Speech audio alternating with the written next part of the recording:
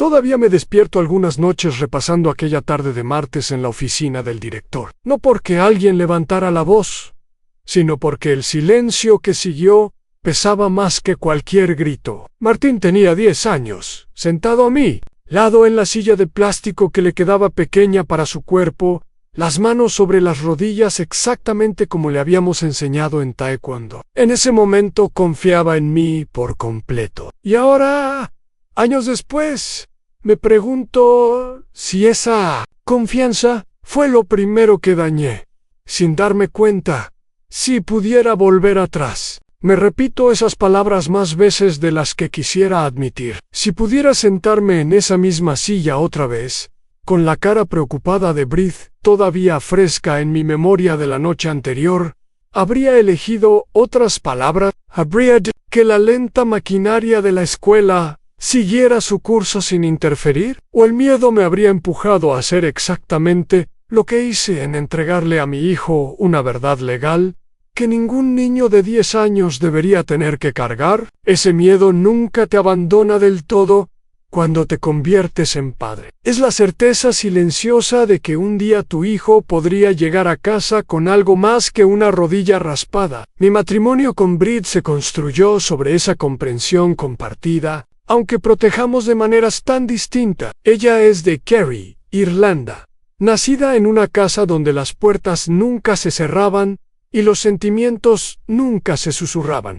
Yo soy de Chile, criado para medir cada palabra 2 veces antes de hablar. Nos conocimos aquí en Canadá, 2 inmigrantes intentando construir una vida que se sintiera sólida. Ella sigue trabajando turnos de noche como enfermera. Yo estoy sentado frente a un escritorio arreglando problemas de computadoras ajenos. Entre los dos pagamos la hipoteca, el equipo de hockey, las cuotas de taekwondo, y de alguna forma seguimos creyendo que le estamos dando a Martín una infancia mejor que la que tuvimos nosotros. Ann siempre fue grande para su edad, con hombros anchos, piernas fuertes por años sobre el hielo y en el dojo. Le repetíamos una y otra vez: Ann, usa tus palabras. Dale en maestro, díselo a nosotros.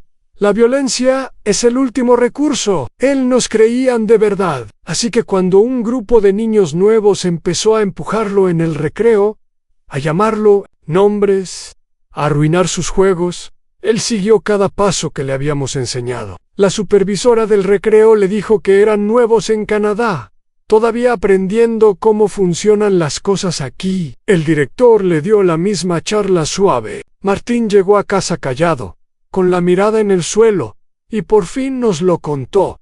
La reacción de Blythe fue inmediata y ardiente. Yo misma voy a hablar con sus padres, dijo, con ese acento irlandés que se afila como una navaja.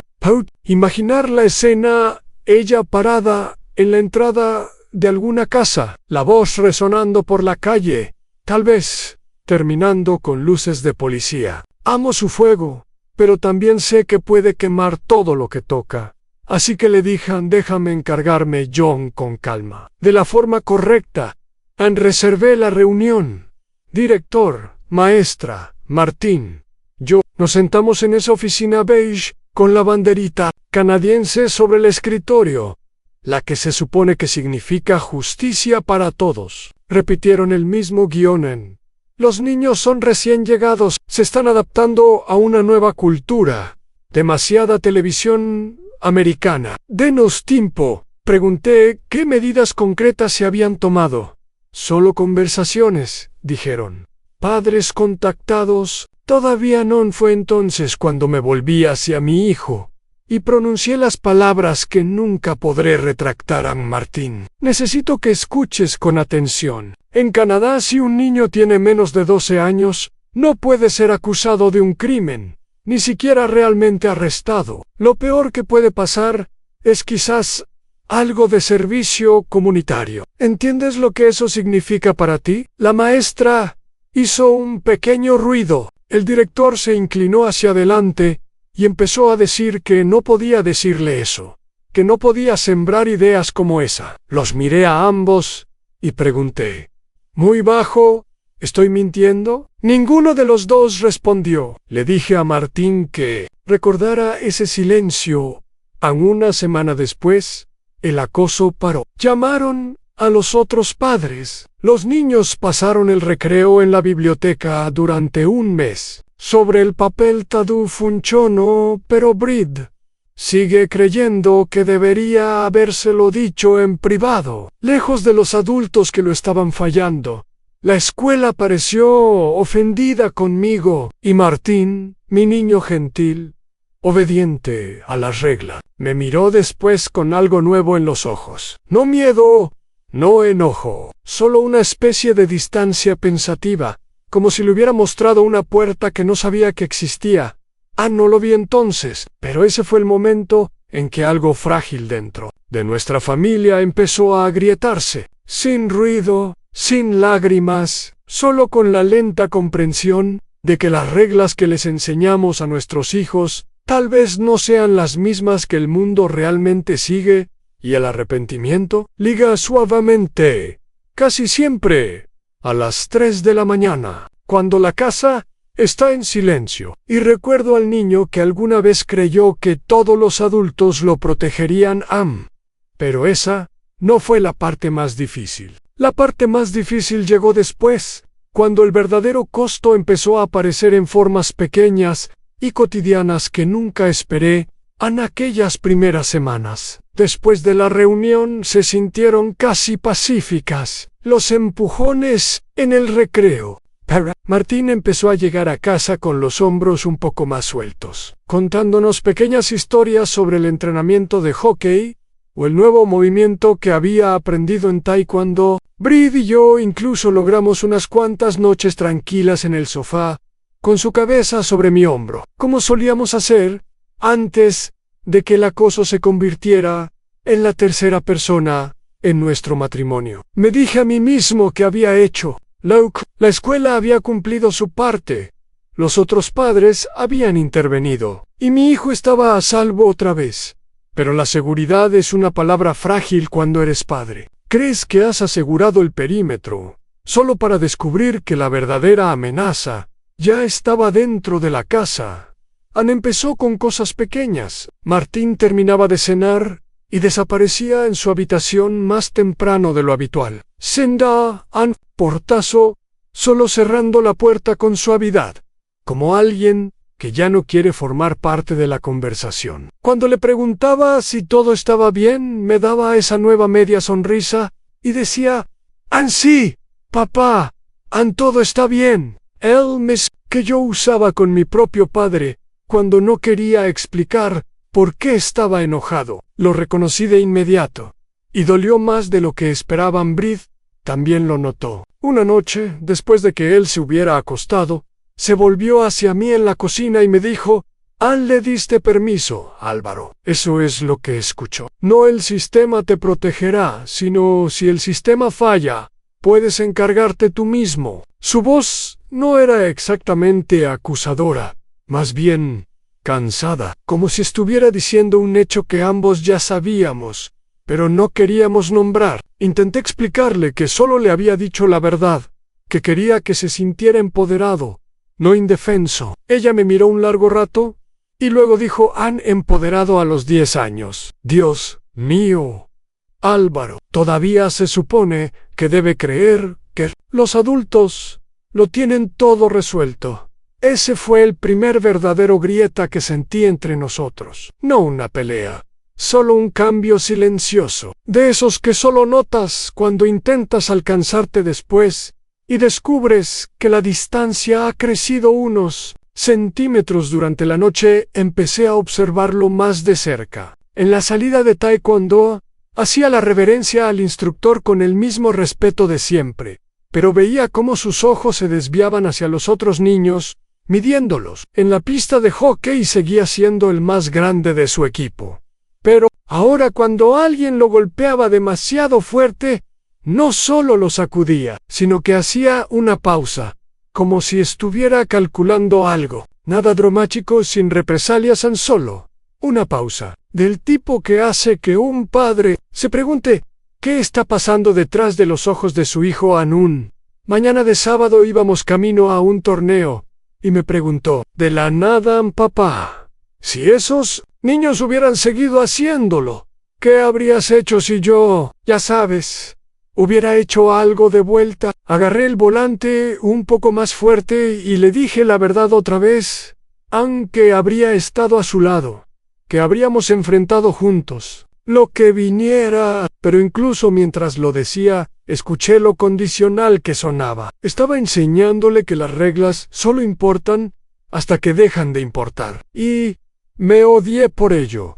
Brid y yo hablamos de eso en la cama esa noche, susurrando para no despertarlo. Ella dijo que tal vez deberíamos llevarlo a hablar con alguien, un consejero, un psicólogo infantil, cualquier cosa para ayudarlo a procesar lo que yo había puesto en su cabeza. Me resistí. Le dije que estaba bien, que los niños son resilientes, que esto pasaría, pero la verdad era más simple y más fea. Tenía miedo de que si traíamos a un profesional, nos dijeran que yo había cometido un error, que le había entregado a un niño una idea cargada antes de que estuviera listo para cargarla.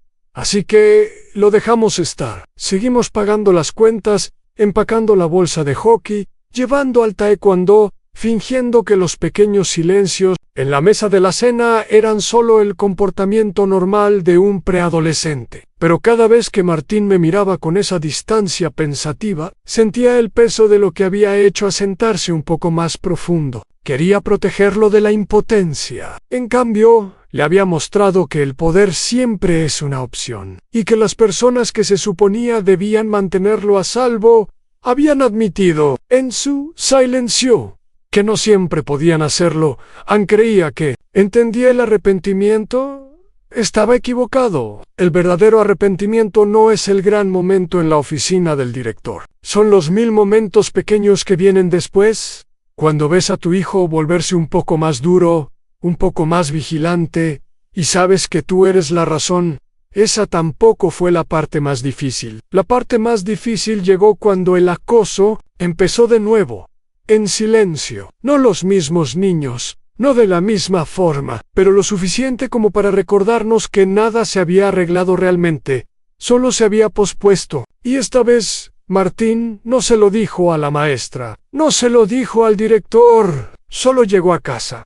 Me miró desde el otro lado de la mesa de la cocina y no dijo nada en absoluto.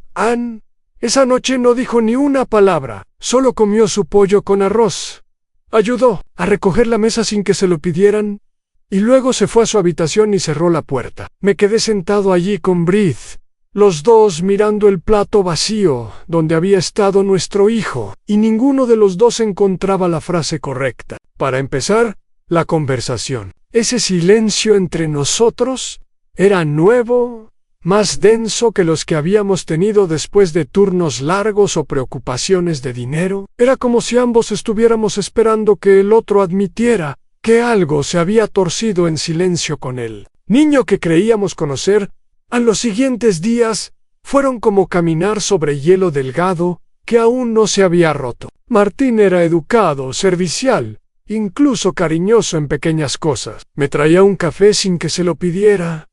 Abrazaba a su madre un poco más de lo habitual, pero había una vigilancia en él ahora. En el entrenamiento de hockey lo vi patinar, con más fuerza de la necesaria, chequeando a niños que se acercaban demasiado, y luego mirando al entrenador como si esperara que le dijeran que había hecho algo malo. El entrenador nunca decía nada, los otros padres nunca se quejaban, pero yo lo sabía. Brid intentó hablar con el primero. Se sentó en el borde de su cama una noche después de apagar las luces, hablándole suavemente en la mezcla de inglés y español que siempre usábamos en casa. Yo me quedé en el pasillo y escuché algo que nunca había hecho antes. Le preguntó si los niños de la escuela seguían molestándolo. El DJ no. Le preguntó si se sentía seguro. El DJ, sí. Luego le hizo la pregunta que yo temía. Las palabras de tu papá en esa reunión, ¿te hicieron sentir diferente sobre las cosas? Hubo una larga pausa. Luego, con una voz tan calmada que me asustó, Martín respondió: «Han solo se las reglas ahora. Mamá, eso es todo». Ese fue el momento en que el malestar emocional se volvió algo más agudo. No era algo más callado y más permanente. Brit salió de la habitación con lágrimas que se negaba a dejar caer delante de mí. Me miró y susurró: «Le diste un arma, Álvaro, y ahora la lleva como si fuera normal». Quise defenderme, decir que el conocimiento no es un arma, que la verdad es protección, pero las palabras murieron en mi garganta porque vi en sus ojos que no estaba equivocada. Ann la escuela llamó 2 semanas después. No el director esta vez, la subdirectora, una mujer que nunca había conocido. Cenaba cuidadosa, casi disculpándose. Martín había estado involucrado en un incidente durante el recreo. Nada físico, me aseguró Ann, solo palabras. Le había dicho a uno de los mismos niños, muy bajo y muy claro, que si los empujones empezaban de nuevo, no había mucho que nadie pudiera hacer porque él tenía menos de 12 años. El niño se había ido a casa molesto. Los padres habían llamado a la escuela. La subdirectora quería que supiéramos que estaban monitoreando la situación de cerca. Colgué el teléfono y sentí que el suelo se inclinaba. P.A.D. Parada justo ahí, había escuchado cada palabra en altavoz. No gritó, solo dijo, con mucha calma: «Esto es lo que le enseñaste, ¿verdad? Que las reglas solo aplican hasta que dejan de aplicar». Luego salió de la cocina y oí la puerta del dormitorio cerrarse con una suavidad que dolió más que cualquier portazo.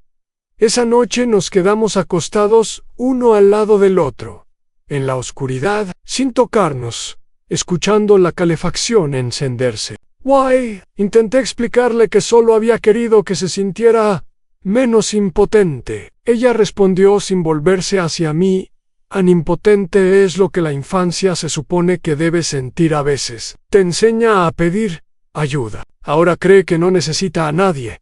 Pensé en mi propio padre en Chile, como nunca me explicó las reglas del mundo. Solo esperaba que las aprendiera por las malas. Había jurado que yo lo haría mejor. Why, aquí estaba, haciendo algo peor. An Martín nunca se disculpó por lo que había dicho en el recreo. Cuando lo sentamos, nos miró con esa misma distancia pensativa y dijo: «No lo golpeé. No dije malas palabras. Solo le dije la verdad». «¿Cómo tú hiciste, papá?» La presión moral se asentó sobre nosotros como una segunda piel. Brit y yo empezamos a discutir en voces bajas. Después de que él se acostara sobre sí, debíamos castigarlo, quitarle el taekwondo, hacerle escribir cartas de disculpa. Cada solución se sentía equivocada, porque el verdadero problema no era lo que había dicho. Era que había aprendido demasiado temprano que los adultos podían equivocarse, que los sistemas podían fallar y que a veces la única persona en la que realmente puedes contar es en ti mismo. Empecé a despertarme a las 3 de la mañana otra vez, pero ahora el arrepentimiento tenía una nueva forma. Ya no era solo por las palabras en la oficina del director, era por el niño que solía correr hacia mí con cada rodilla raspada, ahora calculando consecuencias antes de sentir siquiera el dolor. Pero esa tampoco fue la parte más difícil. La parte más difícil llegó una fría tarde de noviembre, cuando fui a recogerlo del taekwondo y lo encontré sentado solo en el banco, aún con el uniforme puesto, mirando sus manos. Levantó la vista hacia mí y dijo, tan bajo que casi no lo escuché, papá. A veces desearía que no me hubieras dicho, porque ahora sé que puedo romper las reglas y nada realmente malo va a pasar, y no me gusta saber eso de mí mismo. En ese momento sentí la primera pérdida emocional irreversible, no de él, sino de la versión de paternidad en la que había creído, la que decía que siempre podría mantenerlo a salvo diciéndole las cosas correctas. Aquella tarde de noviembre en el estacionamiento del taekwondo, se me quedó como un moretón que sigues presionando para ver si todavía duele. No le respondí a Martín de inmediato, solo le pasé el brazo por los hombros todavía con su dobok puesto y nos fuimos a casa atravesando la oscuridad temprana. Él se recostó contra la ventana y no volvió a hablar. Cuando entramos al camino de entrada, Brit ya estaba en la puerta, la luz del porche iluminando la preocupación en su rostro. Vio algo en nuestro silencio y no hizo preguntas esa noche. Solo preparó chocolate caliente para los tres, y nos sentamos juntos a la mesa de la cocina, como cuando él era más pequeño, hablando de nada importante. Por primera vez en meses se sintió casi normal, y durante un tiempo se mantuvo así. El invierno trajo una especie de tregua. Los niños nuevos parecieron perder interés. El boletín de Martín llegó con comentarios como amable y cooperativo, y adaptándose bien. Empezó a sonreír con más facilidad otra vez en la cena, en los partidos de hockey, incluso cuando Brit lo molestaba por cómo sus pies habían vuelto a crecerse los zapatos por tercera vez ese año. Un sábado de diciembre fuimos al mercado navideño en Kensington, los tres envueltos en bufandas, bebiendo sidra caliente y viéndolo elegir un pequeño jugador de hockey de madera para el árbol. Brit me tomó la mano mientras él estaba distraído y la apretó una vez, fuerte, y apreté de vuelta. Esa noche, después de que se durmiera, se acurrucó contra mí en la cama y susurró: tal vez está pasando, tal vez vamos a estar bien. Lecrae quería creerle tanto que me permitió olvidar la forma cuidadosa en que Martín había empezado a medir sus palabras antes de hablar, como si las estuviera probando por su peso. Incluso tuvimos unas buenas fiestas. Mi madre envió dinero desde Chile para unos patines nuevos. La hermana de Brit vino de Irlanda por 2 semanas y llenó la casa de risas e historias de Kerry, que hacían que los ojos de Martín se abrieran como platos. Se reía de su acento. Intentaba copiarlo, y durante esos días pareció el niño que solía ser abierto, confiado, sin miedo a ser tonto. Una tarde lo sorprendí ayudando a su tía a hacer empanadas de fruta, mientras Brit lo miraba, y había lágrimas en sus ojos, pero eran suaves. Luego se volvió hacia mí y dijo: ¿tenías razón al manejarlo a tu manera? Míralo ahora. Asentí, pero algo dentro de mí se quedó callado, esperando. Ese fue el falso alivio, el momento en que la casa volvió a sentirse cálida, cuando los pagos de la hipoteca no pesaban tanto, cuando empecé a pensar que tal vez no había roto nada permanente. Después de todo, incluso hablamos, Brit y yo, de tener otro hijo algún día, algo que no nos habíamos atrevido a mencionar desde que empezó el acoso. Ella se rió y dijo que tal vez cuando Martín fuera un poco mayor, cuando las cosas estuvieran más estables. Le besé la frente y pensé: sí, más estables. Estamos llegando pero las grietas no se anuncian con ruido. Aparecen en los pequeños rechazos. Martín dejó de pedirme que lo ayudara con sus formas de taekwondo en casa. Practicaba solo en el sótano. El sonido de sus pies sobre la colchoneta, subiendo por las escaleras, como una conversación privada a la que no estaba invitado. Cuando empezó la temporada de hockey de primavera, eligió un número nuevo, el 13, en vez de su viejo número, de la suerte 7 menos. Y cuando le pregunté por qué, solo se encogió de hombros y dijo: nueva temporada, nuevo número, nada, solo un pequeño cambio. Una tarde de marzo, llegó de la escuela con una nota de la maestra. Lo habían descubierto leyendo un libro bajo el pupitre durante una clase sobre derecho y gobierno canadiense. El libro era un delgado libro de bolsillo que no reconocí. Cuando miré el título más tarde, Youth Criminal Justice Act, A Guide for Young People, sentí que el suelo se inclinaba otra vez, igual que el día que llamó la subdirectora. No lo había escondido de nosotros, lo había dejado sobre su escritorio, como un desafío silencioso. Brit lo encontró primero. Me lo trajo al garage donde yo fingía organizar herramientas, y nos quedamos allí en la media luz mirándonos. Todavía lo lleva consigo, dijo suavemente. Todo ese tiempo que pensamos que lo había soltado, solo estaba aprendiendo más. Quise decirle que era curiosidad inofensiva, pero ambos sabíamos que no lo era. Era el mismo conocimiento que yo le había entregado, ahora creciendo en la oscuridad. Si nosotros en esa noche me quedé despierto, escuchando cómo la casa respiraba a nuestro alrededor, la respiración constante de Brid, la calefacción, el zumbido lejano de la ciudad, y entendí que la falsa paz solo había sido una pausa. El dilema moral no se había ido. Solo había esperado, paciente como el invierno, hasta que nos atrevimos a relajarnos.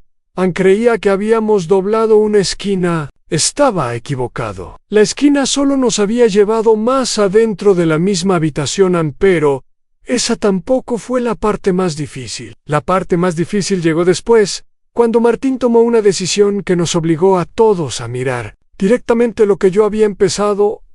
La decisión llegó un jueves a finales de abril, uno de esos días de primavera en que la nieve por fin se ha derretido, pero el aire todavía guarda memoria del invierno. Fui yo mismo a recoger a Martín del colegio porque Brid tenía doble turno. Subió al coche sin su saludo habitual, solo un pequeño gesto con la cabeza, y supe, antes de que hablara, que algo había pasado.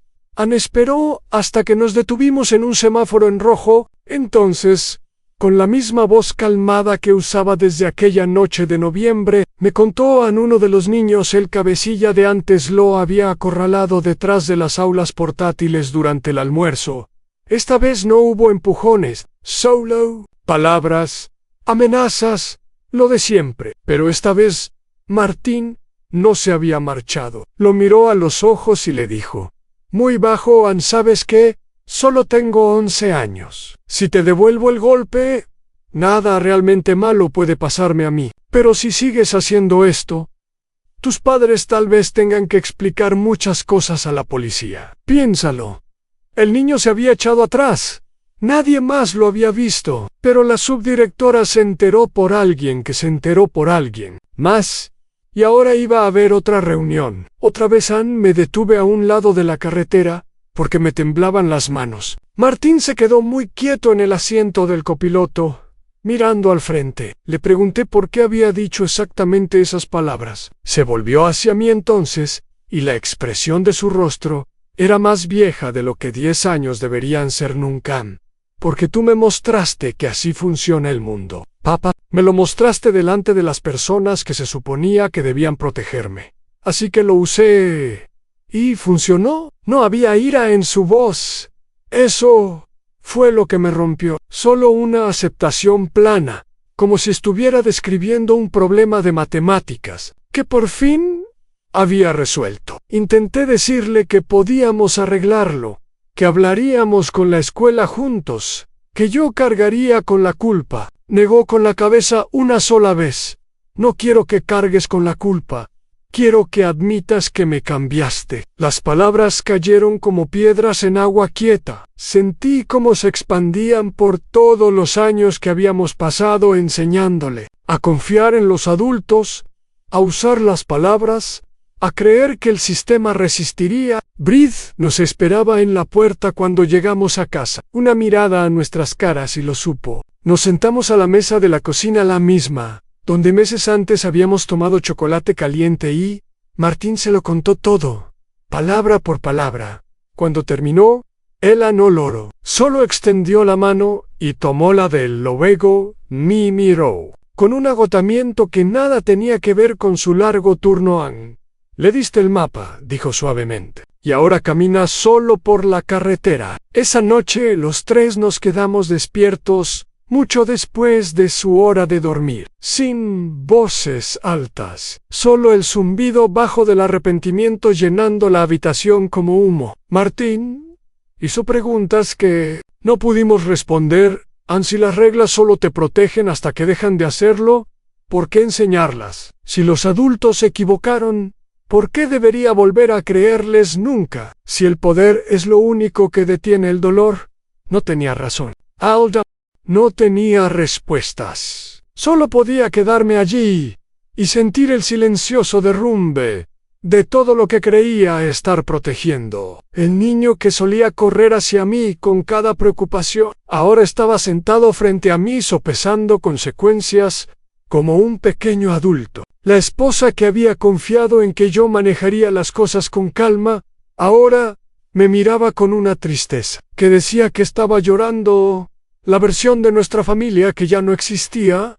Ann salía al patio después de que por fin se acostara, y me quedé allí hasta que el frío atravesó mi suéter. Las estrellas eran afiladas sobre las luces de la ciudad, y por primera vez entendí lo que irreversible significaba realmente. No los gritos, no los platos rotos, ni siquiera las luces de policía, que había temido por el temperamento de Brid. Solo esto, a la lenta y silenciosa comprensión de que le había enseñado a mi hijo a ver el mundo como un lugar donde siempre debes estar listo para defenderte, porque las personas que prometieron defenderte ya habían admitido que no siempre podían. Ese fue el golpe emocional más profundo. No lo que le dijo al acosador. Lo que me dijo a mí creía que lo había protegido. En cambio, le había entregado el conocimiento de que la protección nunca está garantizada. Y al hacerlo le había quitado lo único que todo niño merece, el derecho a creer.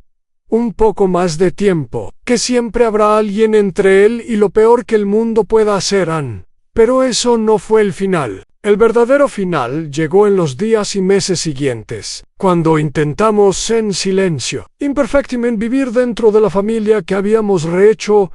Sin querer, la reunión en la escuela que siguió fue extrañamente tranquila. Casi educada, la subdirectora habló con el lenguaje cuidadoso de las políticas y la apropiación para el desarrollo. Martín respondió cada pregunta sin vacilar, la voz firme, los ojos claros. Nadie gritó, nadie lloró. No hubo castigo, como castigas a un niño por repetir lo que un adulto dijo una vez en esa misma habitación, delante de testigos. Brid y yo nos sentamos a cada lado de él, como dos puntos de apoyo, sosteniendo los pedazos de una historia que ya no podíamos reescribir. Volvimos a casa, atravesando la luz suave del final de abril, los tres envueltos en un silencio que casi se sentía sagrado. Esa noche, después de que Martín por fin se durmiera, Brid y yo nos quedamos juntos frente al fregadero, lavando los mismos 3 platos que usábamos desde hacía años. Ella habló primero, la voz baja, y con ese toque irlandés teñido de cansancio. No quisiste romperlo, Álvaro, pero si cambiaste la forma en que ve el mundo, asentí. Ya no quedaba nada que defender. Lo único honesto que pude decir fue, Ann, lo sé, y daría cualquier cosa por retractarme. Nunca volvimos a discutir realmente sobre eso. El fuego que una vez vivió entre nosotros se enfrió hasta convertirse en algo más callado, cuidadoso, vigilante, pero todavía presente. Ella sigue llegando de los turnos de noche, oliendo a antiséptico y lluvia. Yo sigo sentado frente a mi escritorio, desenredando los problemas digitales de otros. Pagamos la hipoteca, empacamos la bolsa de hockey, llevamos al taekwondo, y algunos domingos por la mañana nos sentamos en el porche trasero con café y no decimos nada en absoluto. No es el matrimonio con el que empezamos, pero es el que construimos. Algunas grietas, una vez que aparecen, nunca se cierran del todo. Solo se convierten en parte de la estructura. Martín cumplió 12 ese verano. Celebramos en el patio trasero con un pastel pequeño que Brid decoró con glaseado verde y una banderita irlandesa porque él lo pidió. Apagó las velas y no quiso contarnos su deseo. Más tarde, cuando entré a darle las buenas noches, algo que todavía permitía en ocasiones especiales, me miró desde la almohada y dijo, papá, ya no te odio por lo que me dijiste, pero extraño creer que los adultos siempre tenían las respuestas. Me senté en el borde de su cama mucho rato después de que se durmiera, escuchando su respiración, recordando al niño que solía creer que cada palabra mía era evangelio. Ann siguió jugando hockey. Obtuvo su cinturón negro en taekwondo la primavera siguiente, y cuando rompió la última tabla en el examen, El crujido sonó como algo que se cerraba. Ahora tiene 14 años más alto que Brid. Casi mi estatura. Ancho de hombros por años sobre el hielo y la colchoneta. Los niños, que una vez lo acosaron, cruzan el pasillo cuando lo ven venir. Él nunca habla de ello. No necesita hacerlo. Nunca tuvimos otro hijo. Las conversaciones sobre eso se fueron desvaneciendo como los planes viejos, cuando la vida se vuelve más pesada de lo esperado. En cambio, volcamos todo lo que nos quedaba, en el que ya teníamos viajes nocturnos a torneos, conversaciones tranquilas, después de partidos difíciles, sentarnos en reuniones de padres y maestros, donde los informes siempre decían callado, respetuoso, pensativo, más allá de su edad. En la superficie todo parece bien. Las calificaciones son buenas. Los amigos vienen a casa. Se ríe con las historias de Brid sobre crecer en Kerry. Pero veo la diferencia en momentos pequeños. La forma en que hace una pausa antes de confiar en un nuevo entrenador. La forma en que ahora lee las noticias con una seriedad que me aprieta el pecho. La forma en que a veces me mira desde el otro lado de la mesa de la cena, como si estuviera midiendo algo que no puede nombrar todavía.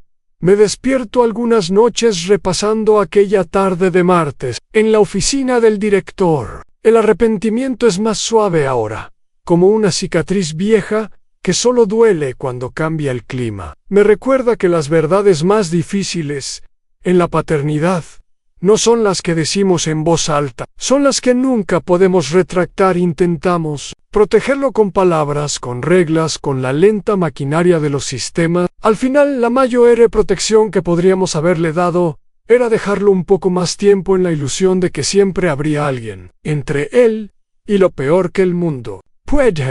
Yo le quité esa ilusión demasiado pronto. Creí que le estaba dando poder. En cambio, le di el peso de saber que el poder a veces es la única respuesta.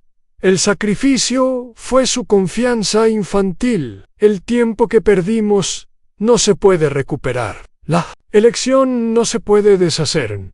Y sin embargo, hay una extraña y callada esperanza que vive junto al arrepentimiento. Él sabe que lo amamos lo suficiente como para decirle la verdad, aunque nos cueste todo. Sabe que estaremos a su lado sin importar qué camino tome. Y tal vez ese conocimiento ganado con esfuerzo, imperfecto, marcado, es una forma diferente de protección, una que dura más que la fe ciega.